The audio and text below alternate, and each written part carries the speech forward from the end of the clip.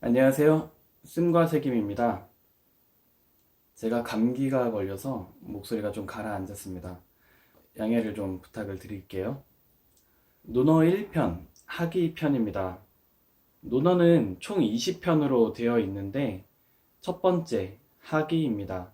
논어의 각 장별로 제목을 정해놓은 것이 아니고 각 장의 첫 번째 문장에 두 글자를 모아놓은 것입니다. 하기편의 첫 대목은 학이로 시작을 하는 거죠.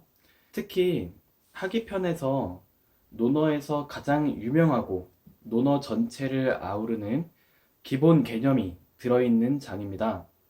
주자는 이렇게 얘기했어요. 하기편을 적덕지기라고 했습니다. 덕을 쌓는 터가 되는 책이다 라는 거죠. 시작하기 전에 말씀드리자면 논어를 공부한다라는 표현은 저는 맞지 않는 것 같습니다. 한자를 공부하는 겸 논어를 본다라고 하면 이해는 됩니다만 논어를 공부하기 위해 한자를 공부한다라고 하면 이미 논어에서 말하고자 하는 핵심과 동떨어져 글씨와 정확한 해석만을 구하게 되는 경우를 많이 보는데요.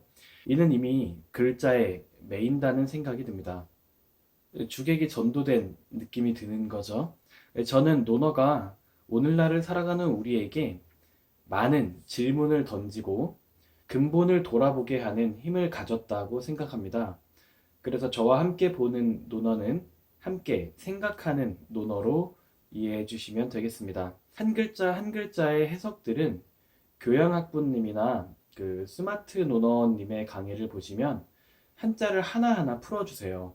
읽는 방법이나 해석하는 순서까지 굉장히 훌륭하게 해석을 해주시기 때문에 저는 한자의 전문가도 아니고 그렇게까지 할 수도 없고요. 길지 않게 읽고 생각하고 자신에게 질문을 던지는 시간으로 삼을 겁니다. 1장의 처음은 논어를 읽어본 적이 없는 사람도 한 번쯤 들어보셨을 겁니다.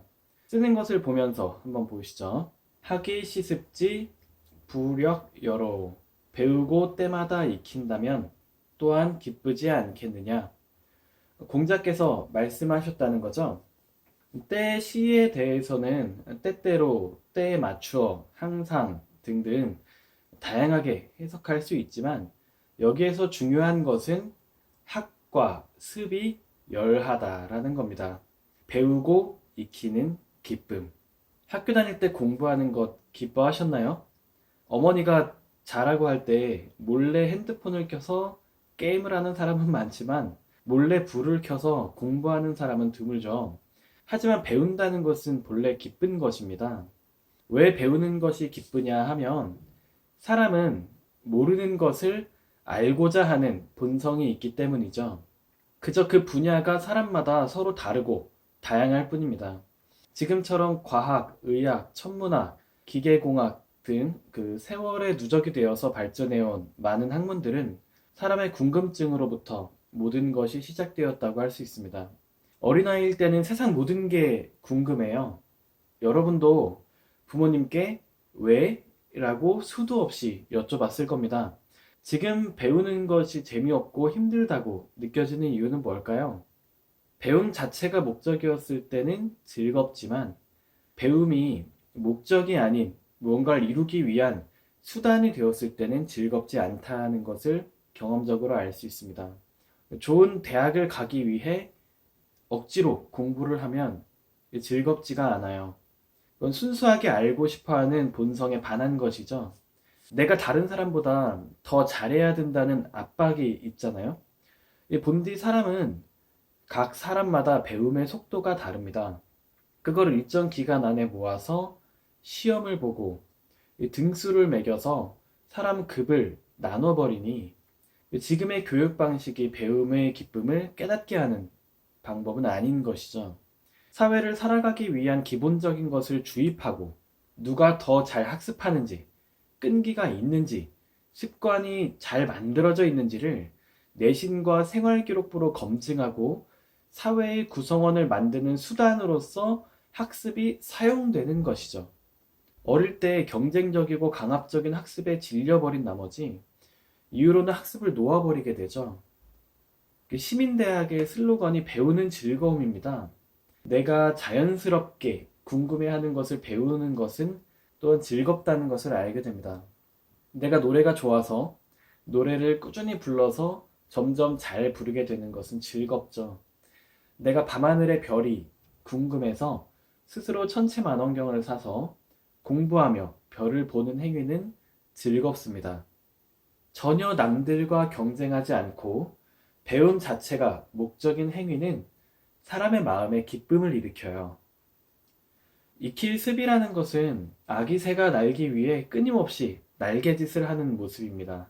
배우고 그것을 연습하여 내 것으로 몸과 마음에 익혀진다면 마음속에서 올라오는 기쁨이 있습니다.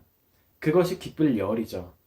기쁠 희자는 북을 치며 노래를 부르는 그런 즐거운, 즐기는 기쁨을 표현을 하고 있지만 열은 옆에 마음 신변이 있거든요. 마음 심자를 변으로 해서 마음이 팔자 웃음을 짓는 마음에서 우러나는 기쁨을 말한다라고 보시면 되겠습니다. 즉, 내가 궁금한 것을 배우고 그것이 내 것이 되었을 때 내 마음에서 기쁨이 일어나지 않겠느냐라는 것입니다. 이 기쁨은 내가 쟤보다 더 잘한다 하는 기쁨이 아닙니다. 이에 대해서 바로 알 수 있는데요. 하기편 1장 전문을 한번 보죠. 자왈 선생님께서 말씀하시기를 하기 시습지 부력여로 배우고 때마다 익히니 기쁘지 아니한가.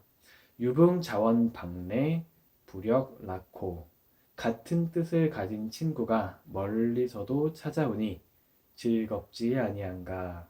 인부지불론 부력군자호 다른 이가 알아주지 않아도 성나지 않으니 군자가 아니겠느냐.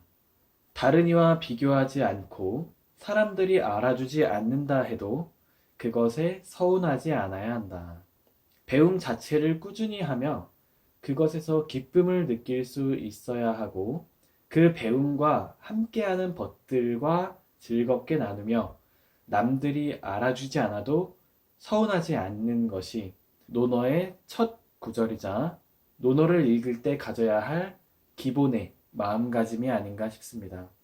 혹시 이미 무언가를 배우기에 너무 늦었다라고 생각을 하시나요?